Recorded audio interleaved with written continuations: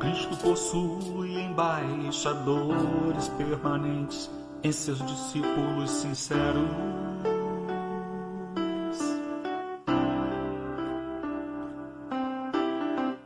colaboradores leais de Jesus. De sorte que somos embaixadores da parte do Cristo. Paulo, segunda Epístola aos Coríntios, capítulo 5, versículo 20.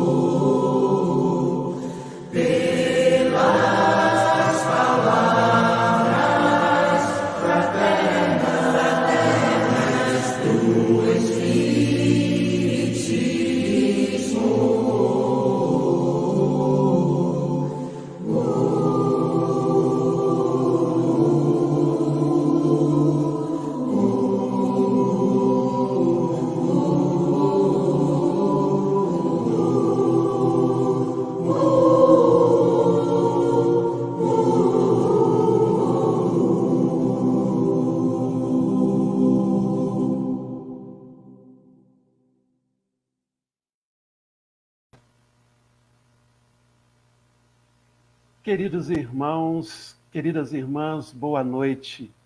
Que alegria ouvir essa música que nos envolve nessa nossa reunião, no início desse nosso encontro, com muita harmonia e muita paz. Nós gostaríamos de saudar todos os internautas que nos assistem nesta noite pela TV CERJ, do Espiritismo.net e da Rádio Espírita Esperança. Estamos aqui para a terceira live do mês de novembro, em que os embaixadores da comunicação social espírita do estado do Rio de Janeiro se unem para o desenvolvimento da campanha Espiritismo para Todos.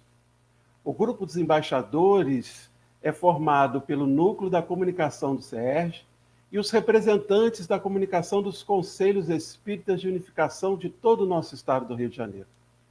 Este grupo pretende gerar cultura participativa e filosofia de trabalho em rede, um verdadeiro laboratório de atividades voltadas para a difusão doutrinária, alcançando o público espírita e o público não espírita.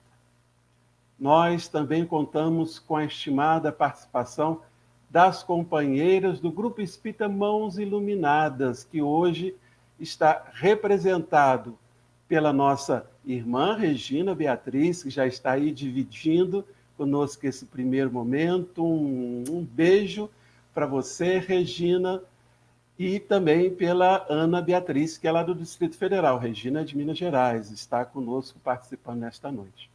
Mas, meus irmãos, vamos iniciar, como sempre fazemos, com a leitura da nossa página de meditação pela companheira Jaqueline Tenório, que é do 27º Conselho Espírita de Unificação e que logo após a página também fará a nossa prece inicial.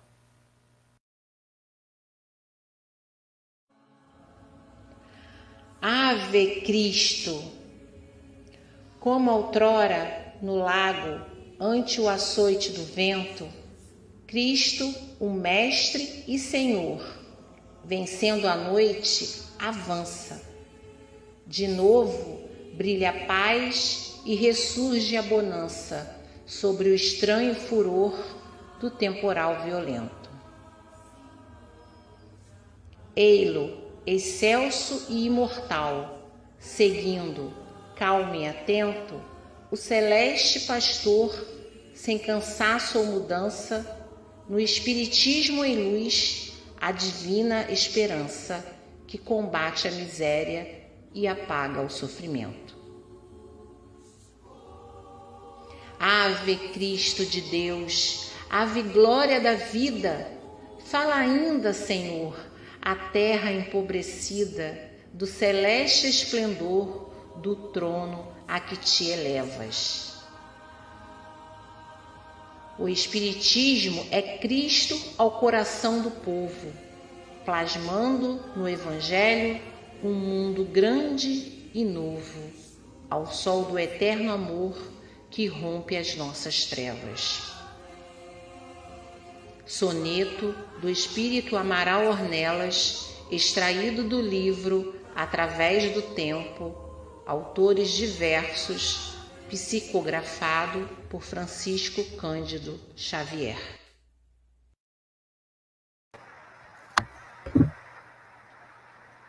Que possamos nesse momento pensar em Jesus e assim nos conectarmos com Deus e através dessa sintonia com o Pai Criador, agradecer. Gratidão, Senhor, de mais uma vez estarmos aqui através dessa live, nos instruirmos com o estudo dessa noite. Um pequeno spoiler do amor de Jesus para cada um de nós. E que tanto nos ajuda em nossa revolução mais íntima, a encontrarmos e fazer brilhar a nossa luz. Que assim seja.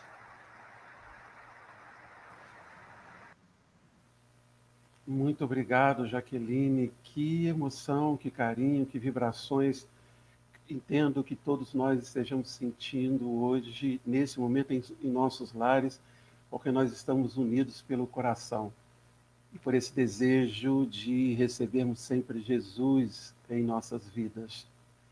Mas vamos convidar o nosso companheiro que vai nos fazer a apresentação do tema da noite, Rafael de Amorim Siqueira. Boa noite, Rafael. Seja muito bem-vindo. Isso. Muito boa noite a todos. Rafael é nascido em Itaperuna, reside atualmente em Niterói, ambas cidades do estado do Rio de Janeiro. Frequenta atualmente a Sociedade Espírita Fraternidade, em Niterói, casa fundada pelo médium e tribuno José Raul Teixeira. Conheceu e passou a estudar a doutrina espírita aos 18 anos, em 1998. No ano de 2008, passou também a atuar no campo da exposição doutrinária. Rafael é advogado e estudante de psicologia. Meu amigo, a casa é sua, seja muito bem-vindo e a palavra é com você. Meus caros amigos, minhas queridas amigas, companheiros que nos assistem pela TV CERJ, pelo Espiritismo.net, pela web rádio Esperança, eu desejo a todos que Jesus nos ampare e nos mantenha em sua paz. Nossas palavras iniciais são alegria e gratidão. Gratidão por este convite, por partilhar esses momentos de espiritualidade de vida com cada um de vocês, e alegria, porque quando nos reunimos em nome de Jesus, esse amigo de todas as horas, o nosso sentimento deve ser sempre de alegria. Vem, Jesus, divino amigo, vem trazer a sua paz. Só tu és o nosso abrigo, que venturas mil nos traz. Vem, ó meigo nazareno, este mundo consolar. Vem com teu olhar sereno toda a terra iluminar. Afasta do mundo a guerra, este chacal devorador, que destrói tudo na terra, espalhando luto e dor. Há gemidos de aflição, já não há mais primaveras. Criancinhas pedem pão, homens lutam como feras. Vem, Senhor, vem reflorir os caminhos. Vem, Senhor, vem perfumar corações, exterminar a dor e fazer calar os canhões. Vem, Senhor, com teu amor tão profundo, iluminar consciências e fazer feliz o mundo. Nós iniciamos com esses versos de João Cabete, que posteriormente ele musicou, porque nunca como antes nós precisamos de Jesus.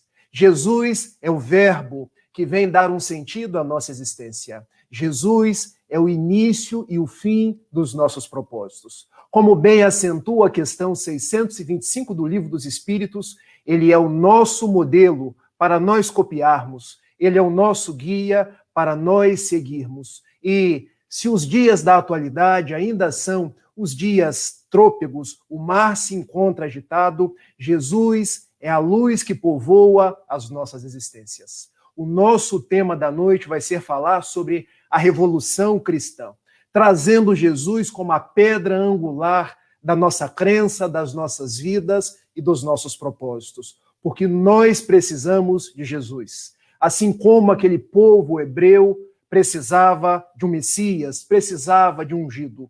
Aquele povo que havia ficado 400 anos no Egito como escravo. E depois, quando encontrou a sua Terra Santa, a sua Galileia, conforme prometido nas Escrituras a Abraão, eles também se tornaram escravos. Primeiro do Império Sírio-Babilônio, depois do Império Medo-Persa, depois igualmente do Império Grego-Macedônio, e por fim, já no primeiro século da era cristã, eles eram escravos dos romanos. E eles aguardavam o Messias esperado e prometido, conforme as promessas de Isaías 53. Aquele que viria e restauraria o povo de Israel. Mas os hebreus da época esperavam alguém que viesse tirar o povo judeu das garras do Império Romano.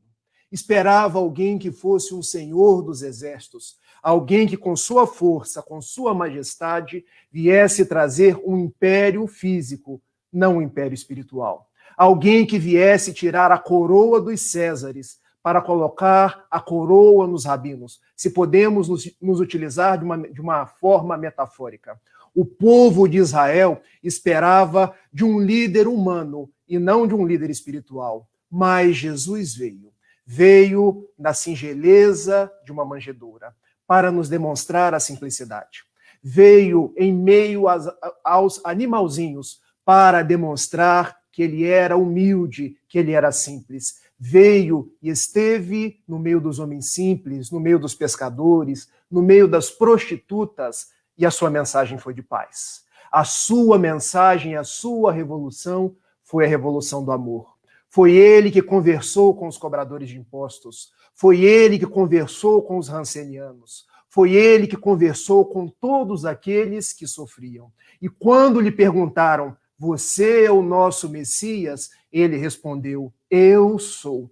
Talvez um dos seus verbos mais notáveis, eu sou. Mas o povo não acreditava, porque a sua mensagem não era a mensagem da força, não era a mensagem da violência, porque ele não vinha construir templos de pedra, mas o templo que ele vinha construir era no coração do homem, era para ensinar o homem a se tornar uma pessoa melhor, a erigir não um reino na terra, mas erigir um reino dos céus. Então ele foi mal compreendido, ele foi condenado a morrer numa cruz, porque os judeus daquela época o consideraram alguém que não respeitava a lei de Moisés. Mas o fato é que ele veio e revolucionou os tempos da atualidade. Segundo o pensador francês e teólogo Ernesto Renan, aquele era um homem incomum, porque ele dividiu os nossos tempos em antes e depois da sua presença.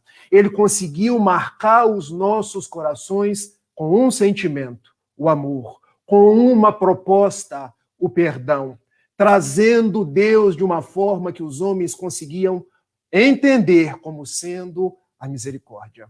Então, se os homens esperavam um guerreiro, um general, alguém que viesse subtrair-lhes do cativeiro físico, ele veio para nos subtrair do cativeiro dos vícios. E o próprio Judas de Queriot, uma cidade na parte sul do reino de Israel, não o compreendeu. O vendeu por 30 moedas de prata, o traindo, mas depois deu-se conta de que Judas, em verdade, queria que Jesus antecipasse o reinado esperado pelo povo de Israel, quando o reinado de Jesus era o reinado do amor, era o reinado das bem-aventuranças, era o reinado da transfiguração no Tabor, era o reinado para que nós não nos perdêssemos do amor e da misericórdia de Deus. Então Jesus não veio no mundo para fazer uma revolução física, uma revolução geológica,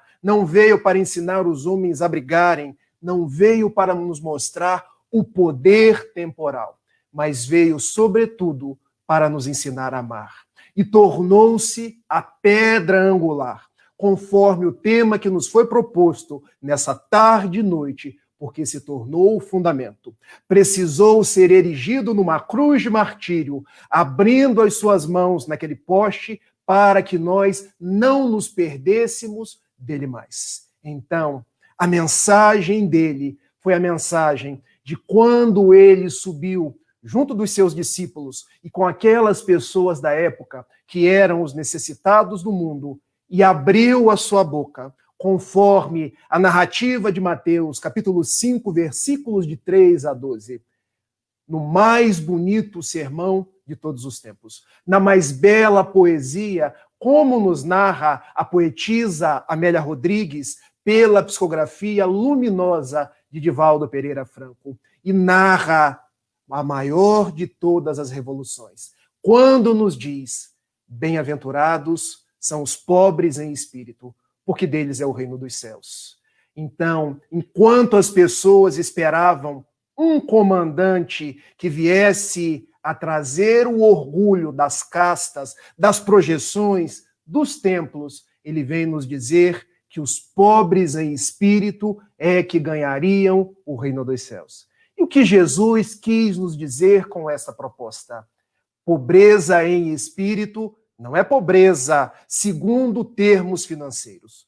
Pobreza em espírito é pobreza de orgulho, é pobreza de egoísmo. Jesus nos ensina a ser humildes. Então a revolução de Jesus é a revolução da humildade. É a revolução que nos ensina a não sermos maiores do que as outras pessoas. É a revolução que nos ensina a olharmos uns para os outros como irmãos. É a revolução que nos ensina, conforme a narrativa de João, capítulo 13, versículo 35. os meus discípulos serão conhecidos por muitos se amarem. Então, cessam-se as hierarquias, cessam-se as carteiradas, porque no mundo mais eu não serei conhecido pelo meu poder, não serei conhecido por quanto eu tenho nas minhas contas bancárias, não serei conhecido pelo carro que eu tenho, pela casa onde eu moro, mas serei conhecido pelos meus gestos de humanidade, pelos meus gestos de humildade, pelos meus gestos de simplicidade. Então, o primeiro aspecto da revolução de Jesus é o aspecto da humildade. Mas ele continua o seu canto de amor nos dizendo: bem-aventurados são os que choram. Ou, conforme as traduções, bem-aventurados são os aflitos, porque serão consolados, ou serão saciados, ou terão devolvida a sua paz. E o que Jesus quis nos dizer com esse segundo propósito, com esse segundo degrau do Sermão das Bem-aventuranças? Porque se nós choramos, é sinal de que em nós existe uma imperfeição. E toda imperfeição faz nascer uma aflição para que nós possamos despertar. É tal qual a leitura do livro Céu e Inferno, lá no capítulo 7º, quando os bons espíritos nos falam do Código Penal da vida futura. E narrando aqueles artigos do Código Penal, no final, há 3 artigos que fazem um resumo. E os bons espíritos, capitaneando Kardec, nos dizem: toda aflição decorre de uma imperfeição. Ou seja, por que nós sofremos? Porque existem em nós as imperfeições. Daí, se nós choramos, nós estamos nos limpando das nossas imperfeições. Nós estamos fazendo curvas, pontes para dias melhores. A dor, então, para cada um de nós, funciona como um despertador. Daí Jesus, deparando-se com aquela multidão que chorava, eram endemoniados, eram cegos, eram pessoas que tinham a rancenias e a lepra da época. Ele dizia àqueles corações: hoje vocês arcam com as consequências dos seus atos. Podem ser atos presentes, podem ser atos transatos, mas se forem resignados, se souberem suportar com coragem a dificuldade de hoje, será a paz de amanhã. Então sigamos em frente. Então sigamos em paz, porque se a minha revolução, num primeiro momento, é a revolução da humildade, num segundo momento, a minha revolução é a revolução da resignação. E eu vejo que tem muitos espíritas que não compreendem a palavra resignação, porque resignar-se não é apenas aceitar.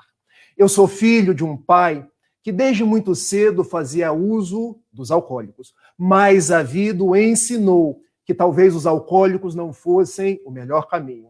Ele veio a ficar doente, ele veio a despedaçar as relações familiares e entrou para os alcoólicos anônimos. Hoje eu tenho um pai que já há 17 anos não faz uso dos alcoólicos mais. E eu fui com ele em algumas das reuniões no AA, que é um lugar formidável de recuperação. E lá eu aprendi uma oração, a oração da serenidade, que ensina para cada um de nós o que é resignação. Porque ela diz mais ou menos assim: Senhor, dai-nos coragem para modificar as coisas que eu posso modificar. Dai-me paciência para aceitar as coisas que eu não posso modificar. Mas dai-me, sobretudo, sabedoria para que eu possa discernir uma coisa da outra. Resignar-se, então, não é tão somente aceitar aquilo que vem para mim, mas ter coragem para modificar aquilo que eu posso. Ter paciência para aceitar aquilo que eu não posso, mas, sobretudo, ter sabedoria, distinguindo quando eu devo ser paciente de quando eu devo ser corajoso. Porque hoje, se a dor me faz chorar, elas iluminam os meus passos para que eu possa seguir em frente. Mas Jesus continua a sua mensagem da revolução nos dizendo que, num terceiro momento, nós precisamos ser mansos, porque os mansos herdarão a terra. E talvez essa bem-aventurança nos traga algo de muito significativo, porque o mundo hoje É o mundo da violência. Não apenas da violência física, da violência das vias de fato, mas a violência da calúnia, mais a violência da fofoca, mais a violência onde as pessoas enchem as redes sociais de notícias fake, de notícias que assacam contra a vida de outras pessoas.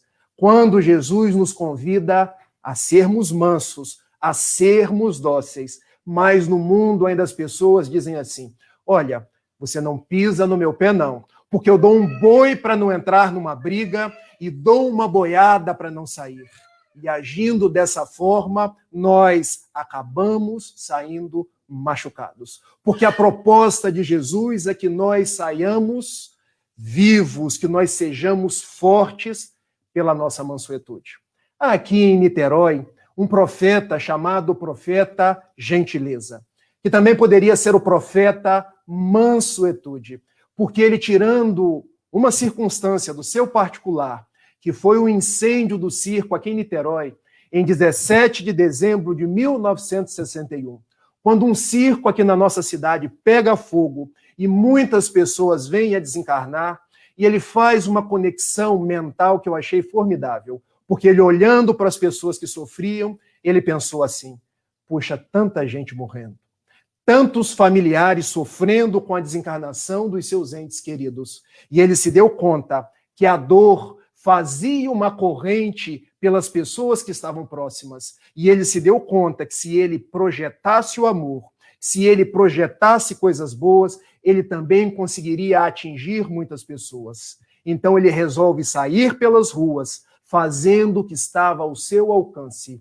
E ele, nos viadutos, nos postes e nos muros do Rio de Janeiro, ele sai escrevendo frases do tipo: gentileza gera gentileza, enquanto violência gera violência, porque ser manso é ser gentil.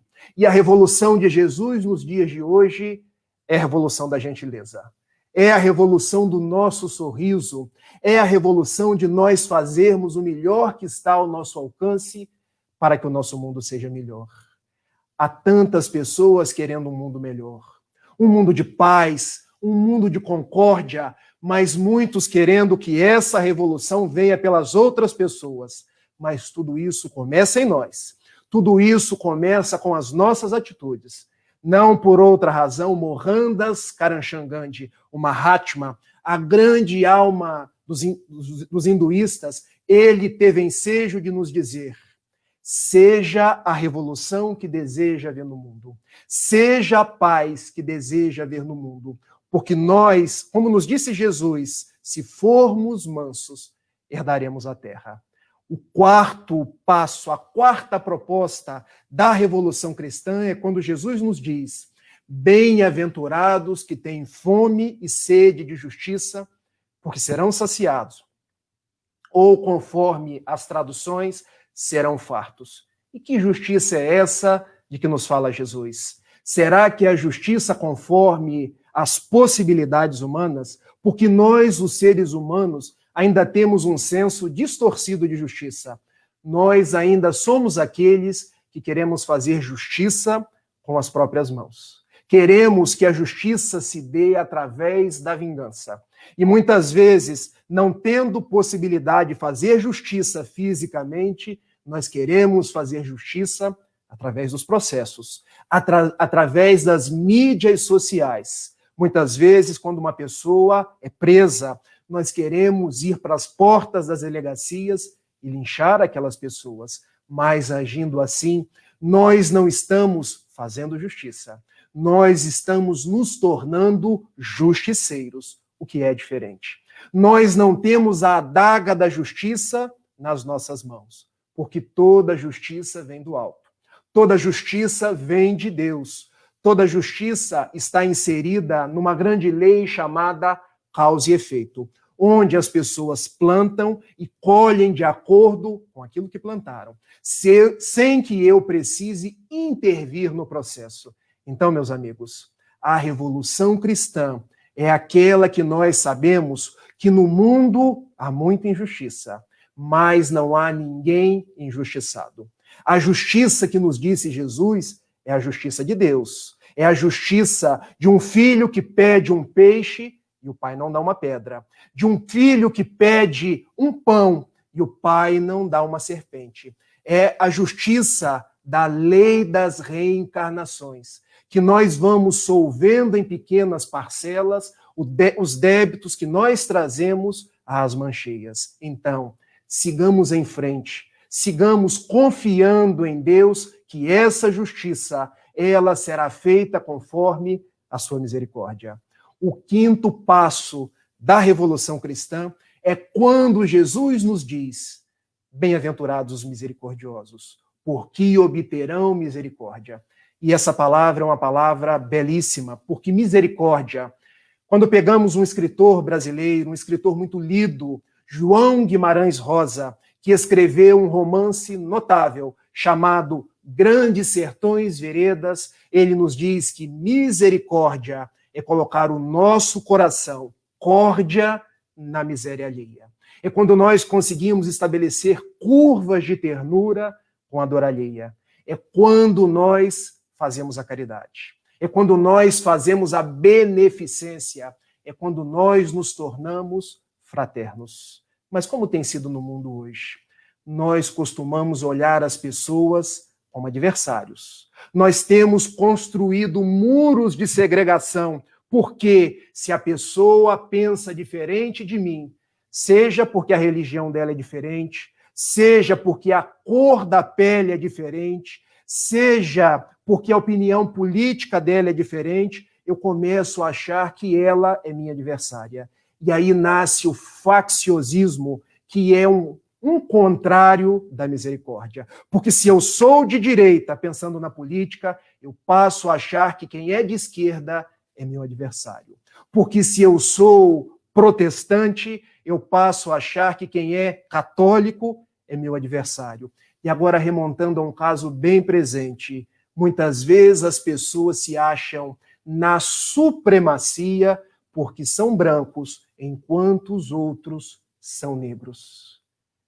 A revolução de Jesus é quando nós começamos a agir com misericórdia, por misericórdia e baseados no teu amor, no amor que ele nos ensinou, fazendo essas curvas de ternura com as outras pessoas, porque nós somos irmãos, apesar do nosso credo, nós somos irmãos, apesar da cor da nossa pele, nós somos irmãos, apesar das nossas diferentes opiniões políticas. Então a revolução de Jesus não é a revolução de quem briga todos os dias, mas de quem pacifica, de quem dá a mão à palmatória, de quem dá o primeiro passo para o entendimento. Porque Jesus também nos disse que nós seríamos a luz do mundo para iluminar e o sal da terra para dar o sabor, para evitar que as coisas depereçam. Então, num quinto passo da Revolução Cristã,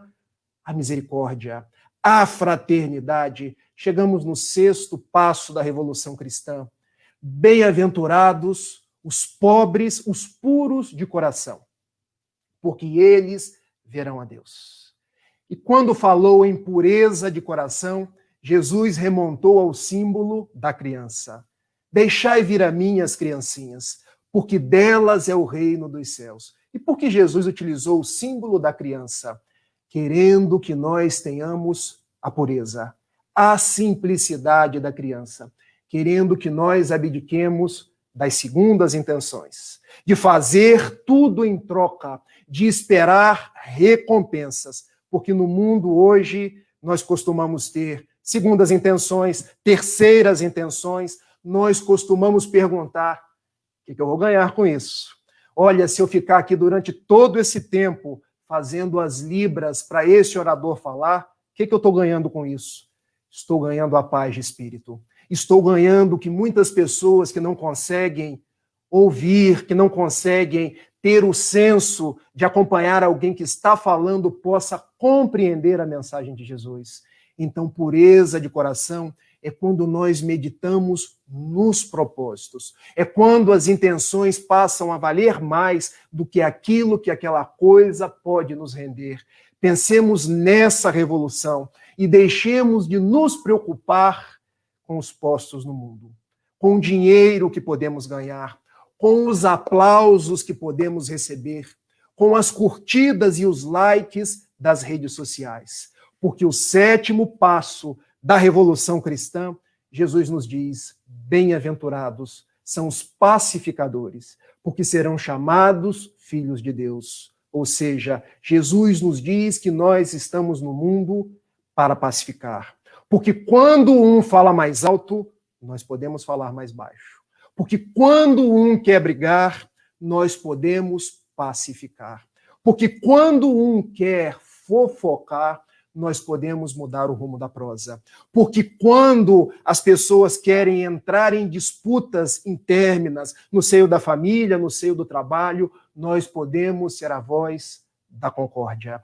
Assim como Mohandas Karamchand Gandhi libertou 800 milhões de indianos sem levantar uma única arma e nos disse que o caminho era o caminho da paz. Assim como Nelson Mandela governou para negros, para brancos e disse que a gente deve saber agir motivado pela paz, porque ninguém nasce sabendo odiar.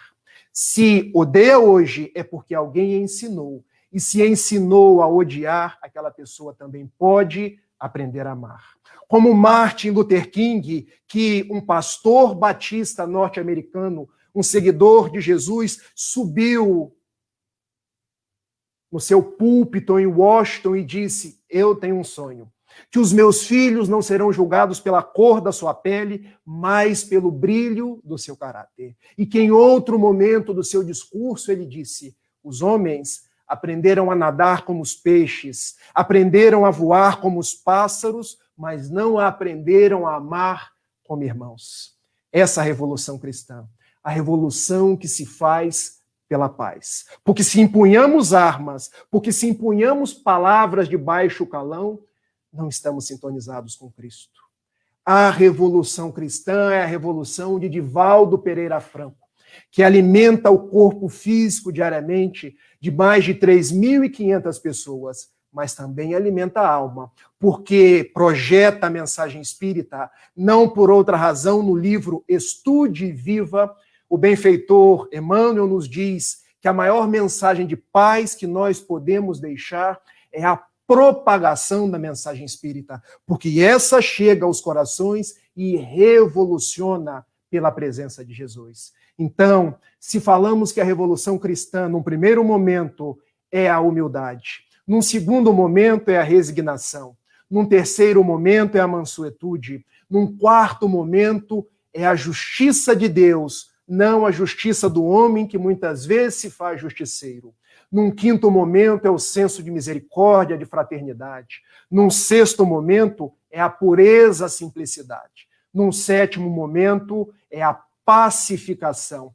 E eu gostaria de fechar com João, capítulo 15, versículo 12, quando ele nos diz assim: o meu mandamento é este, que vós vos amem como eu vos tenho amado. Porque a revolução de Jesus, se nós pudéssemos fazer um adendo a essa consideração de João, seria: a minha revolução será quando na terra os meus filhos, os meus seguidores, amarem-se uns aos outros.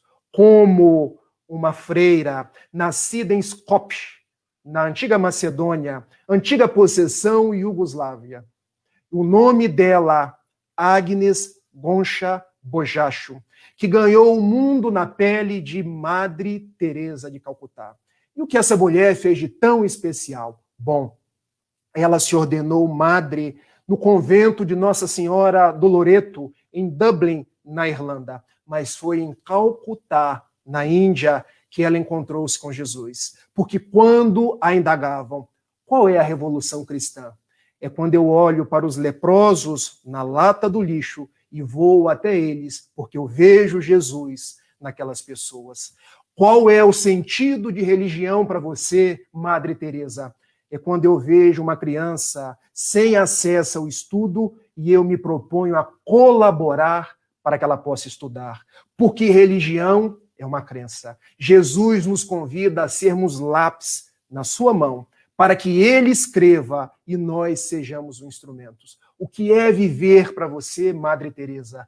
Viver é estar todos os dias, é estar todos os momentos a serviço de Jesus. Que nós possamos estar a serviço de Jesus. E como uma companheira nossa, antes de começar o nosso trabalho, viver com Ele, viver por Ele, viver através dele. Porque quando Ele faz morada em nós, nós nos revolucionamos. Como Paulo, apóstolo, disse na Epístola aos Gálatas, já não sou eu quem vive, mas o Cristo vive em mim. E voltando a Madre Teresa de Calcutá, em 1979, ela ganha o Prêmio Nobel da Paz. Em 1997, ela vem a desencarnar. Mas há um fato na sua biografia que é notável, porque durante a vida ela conhece a princesa de Gales, a princesa da Inglaterra, a Rosa da Inglaterra, como era conhecida a Lady Di. E quando ela se separa do príncipe Charles, em 1992, ela faz uma crise depressiva e encontra-se com Madre Teresa de Calcutá em Nova York, numa de suas missões a Big Apple, à cidade americana. E indo até ela, ela lhe diz: minha vida, Madre Teresa, é um verdadeiro vazio existencial. Eu tenho 2 filhos lindos, eu tenho muito dinheiro, eu sou uma pessoa respeitada no mundo inteiro, mas eu não tenho paz. Eu não tenho alegria de viver. Eu quero renunciar a tudo e seguir a sua ordem, ser uma missionária da caridade. E Madre Teresa disse àquela rainha algo que poderia ser dito a todos de nós que nos acompanham nesse instante. Minha filha, você não precisa estar comigo para servir Jesus. Você pode estar onde você está para servi-lo. E ela pergunta: como isso, minha irmã? Bom, aproveite-se do seu dinheiro, aproveite-se do seu status e ajude as pessoas. E ela se deu conta que o dinheiro que ela ganhou como princesa, que o seu status poderia ser utilizado com as crianças da África, com as vítimas da AIDS, com as pessoas que na África ainda hoje sofrem pelas bombas, pelas minas que são colocadas no chão. E ela passou a viver por amor ao seu semelhante, e igualmente desencarnou no ano de 1997. E narra a benfeitora Joana de Ângeles que quem a recebeu no plano espiritual foi Madre Teresa de Calcutá, porque vai afagar Lady Di pelos cabelos, e quando ela abre os olhos, ela se assusta, dá o sorriso e lhe diz: Madre, é você sim. Você não pôde me seguir naquela época, mas hoje eu te espero. Vem comigo e seremos seguidoras de Jesus pela eternidade. Eu termino com essa história, porque todos nós podemos ser revolucionários do amor. Podemos seguir Jesus, essa pedra angular, e fazer o melhor que estiver ao nosso alcance. Não precisamos ser Gandhi, não precisamos ser Mandela, não precisamos ser Martin Luther King e nem ser Madre Teresa de Calcutá. Podemos estar no nosso lar e dar o nosso melhor sorriso, tomar conta da nossa família, ser aquele que melhor serve no nosso trabalho, na nossa casa espírita, porque não há ninguém tão pobre que não tenha nada para dar, nem ninguém tão rico que não tenha nada para receber. O nosso melhor momento é hoje, o hoje e o agora. Jesus nos espera, Jesus conta com cada um de nós. Deixo a todos o meu abraço e agora, se tiver perguntas, eu me esforçarei por respondê-las. Ok, Rafael, muito obrigado. Nossa, passou rápido quanto a reflexão. Você foi falando, eu fui montando aqui também umas perguntas, mas você já respondeu. Mas temos perguntas sim, e eu vou convidar a nossa irmã Annelise, lá do 24º Seu de Valença, para nos trazer as perguntas então. Boa noite, André. Boa noite a todos que estão nos assistindo. Bom, tem uma pergunta do Daniel Rosa de Assis, ele é de Goiânia, de Goiás, feita no canal YouTube espiritismo.net. Rafael, na fase que a humanidade vive, chamada a vivenciar o cristianismo redivivo, estará revolucionando o amor irmanado, não diferenciando o que somos, mas o bem que fazemos?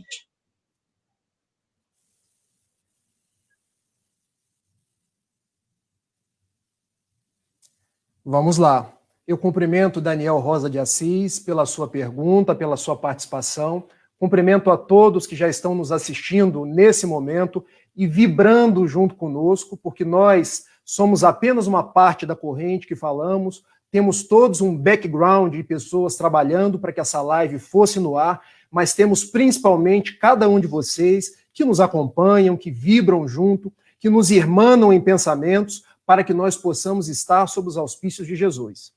Na fase que a humanidade vive chamada a vivenciar o cristianismo redivivo, estará revolucionando o amor irmanado, não diferenciando o que somos, mas o bem que fazemos? Gratidão. Daniel, eu humildemente quero te propor a seguinte resposta. E quando nós respondemos, nós procuramos fazer dentro da proposta do Espiritismo, dentro da proposta do ensino de Jesus. Nós somos chamados hoje em dia não a revolucionar pela crença. Nós somos hoje chamados a revolucionar pela conduta, o que é diferente. Porque as pessoas hoje, elas têm um sentido de crença, achando que a crença é mais importante. Então elas se dizem católicas, se dizem protestantes, se dizem muitas vezes espíritas, mas Jesus nos propõe que mais importante do que as crenças é a nossa conduta. Porque a nossa conduta é que nos liga a ele. Em nome de crenças, nós fizemos as cruzadas. Em nome de crenças, nós matamos na Inquisição. Em nome das crenças, nós ainda brigamos uns com os outros. Em nome das crenças, nós ainda julgamos que há raças eleitas e raças que devem ir para o inferno. Mas a proposta que nos traz Adolfo Bezerra de Menezes Cavalcante, fazendo um vínculo com o Espiritismo e com o cristianismo, é que nós vivamos a religião. Transformamos a religião em religiosidade. E aí nós chegamos à consideração, até remontando a uma fala do Papa, que mais importante do que a pessoa ter uma religião é que ela viva a sua religião. Me recordo de alguns anos atrás, também na proximidade do Natal, havia um homem chamado Herbert de Souza. Ele era ateu, mas talvez eu não consiga chegar aos pés dele, porque ele dizia que quem tem fome tem pressa. E embora ele não tivesse uma ligação com Jesus nos lábios, ele tinha pelo coração. Quando alimentava as pessoas que tinham fome, quando agasalhava aqueles que sofriam. Então a nossa revolução dos dias de hoje é a revolução das atitudes, é a revolução de quem se propõe a ser homem e mulher melhor. Porque em nome das nossas crenças, nós ainda disputamos muito. Nós ainda nos engalfinhamos nos momentos das eleições, mas a conduta que está lá na questão 842 do Livro dos Espíritos, quando Kardec pergunta se temos várias crenças nos dias de hoje, qual aquela que melhor nos liga a Jesus? E os bons espíritos respondem, aquela que faz mais homens de bem e menos hipócritas, aquela que assenta na mais lídima caridade. Não por outra razão, a proposta espírita não é fora do espiritismo, mas é fora da caridade não há salvação. Porque nós estamos no mundo por um compromisso de caridade, por um compromisso de amor. Não adianta apenas falar, porque falar sem fazer vira hipocrisia. O nosso compromisso é viver aquilo que a gente fala. Quero terminar as minhas breves considerações à sua pergunta dizendo que um dia alguém foi perguntar a Chico Xavier por que ele era espírita. E ele respondeu, porque o lema da nossa doutrina é fora da caridade não há salvação. Eu me apaixonei por essa doutrina, porque essa doutrina me liga a Jesus. Jesus que não perguntou a crença da mulher pega em adultério. Ele apenas disse, aquele que estiver sem pecados, que atire a primeira pedra. Jesus que não perguntou a crença daqueles homens rancenianos que chegaram até ele mas ele curou a todos. Jesus que não perguntou a crença nem de Dimas, nem de Giestas, os dois ladrões crucificados com eles, mas disse a Dimas, ainda hoje estarás comigo no reino dos céus. Então, eu acho que a nossa conduta nos liga a Jesus.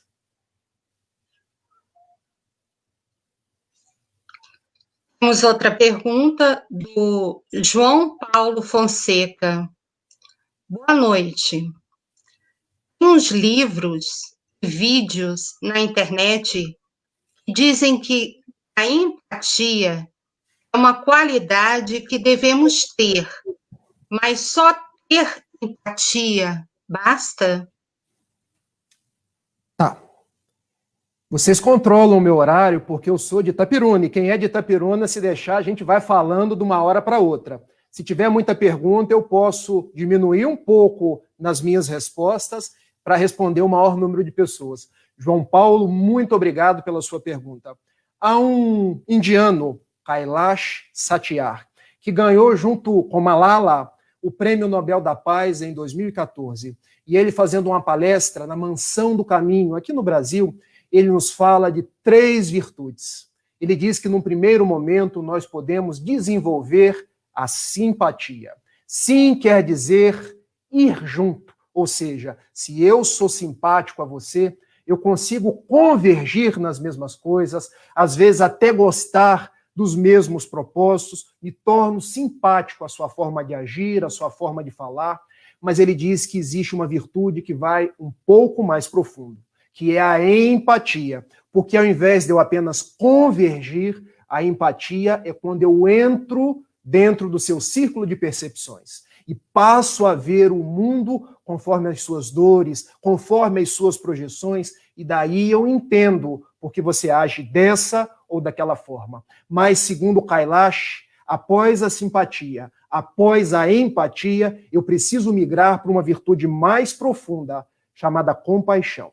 Porque a compaixão é aquela que me tira apenas do ângulo de entrar dentro de você e sentir o que você sente, porque eu passo a agir para que o mundo se torne diferente. Eu quero pegar um exemplo. Hoje nós estamos falando muito no racismo e no nosso modo e no nosso objetivo de nos tornar antirracista. Se eu sou simpático à causa antirracista, eu começo a convergir nos posts, nas ideias, nas falas, para construir um mundo menos racista. Se eu sou empático à causa antirracista, eu consigo me colocar dentro de uma pessoa negra e passo a sentir tudo o que ela sente. Passo a sentir o preconceito, passo a sentir a dor daquela esposa que teve o seu marido assassinado no supermercado, mas quando eu passo a agir com compaixão, eu vou um pouco mais além, porque eu passo a construir, a envidar esforços, a ajudar para que as leis sejam melhores, para que os negros sejam menos excluídos. Então, a compaixão é quando eu começo a efetivamente agir.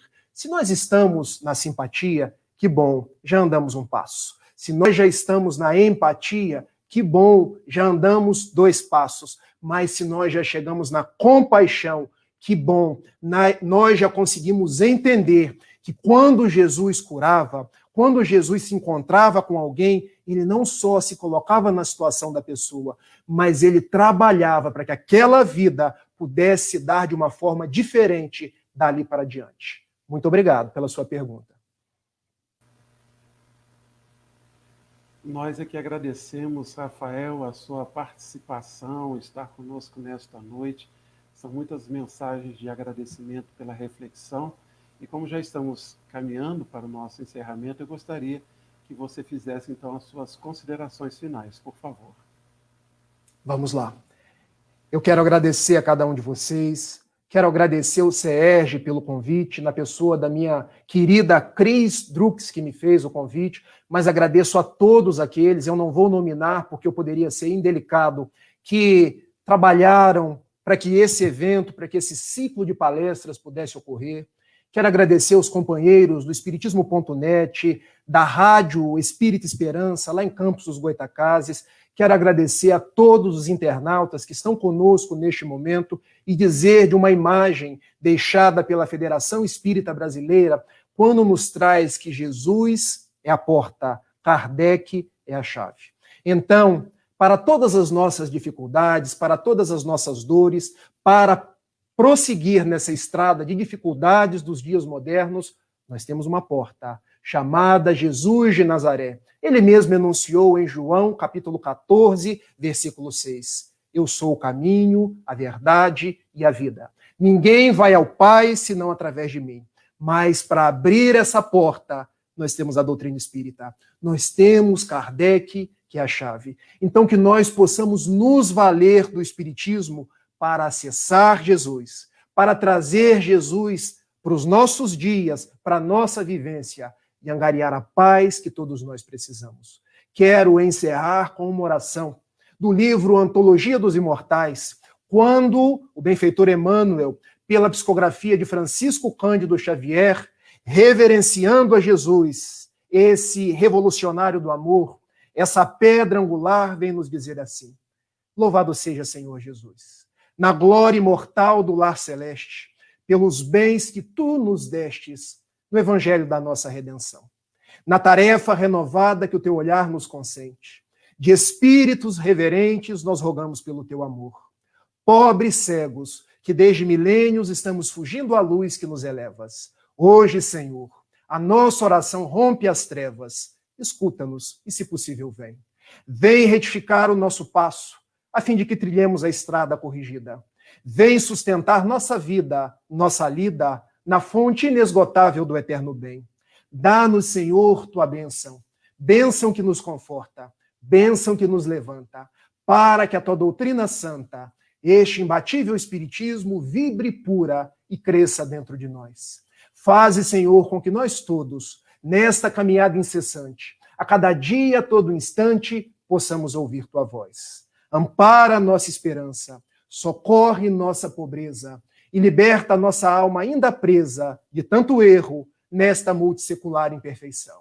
Mestre excelente, estro de toda a verdade, ensina-nos a guardar-te com unção, com devoção, na intimidade sincera, ainda que singela, do próprio coração. Muito obrigado, Senhor da vida, muita paz e um grande beijo, meus irmãos. Até a próxima.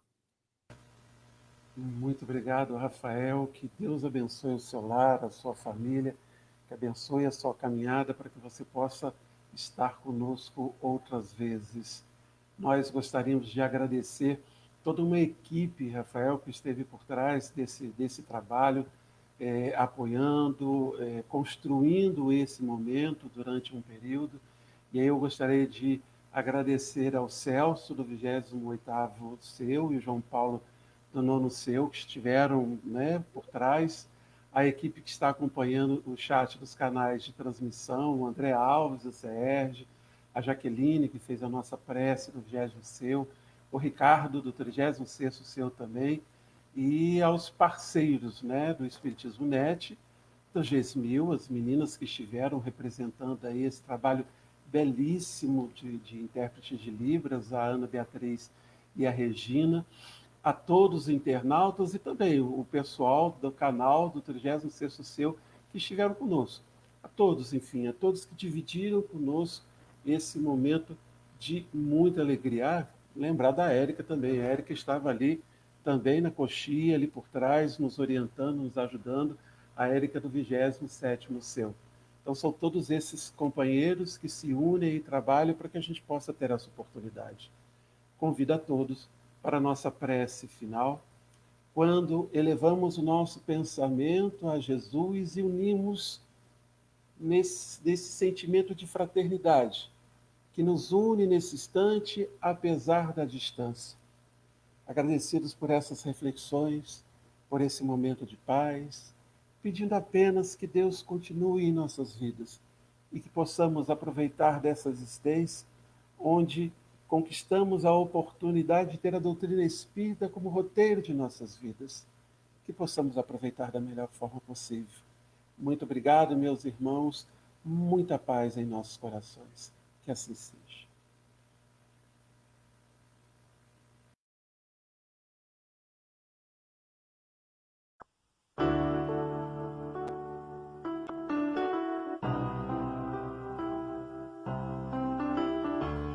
Cristo possui embaixadores permanentes em seus discípulos sinceros.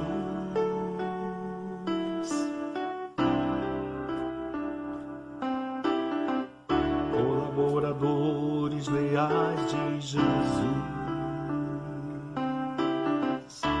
De sorte que somos embaixadores da parte do Cristo.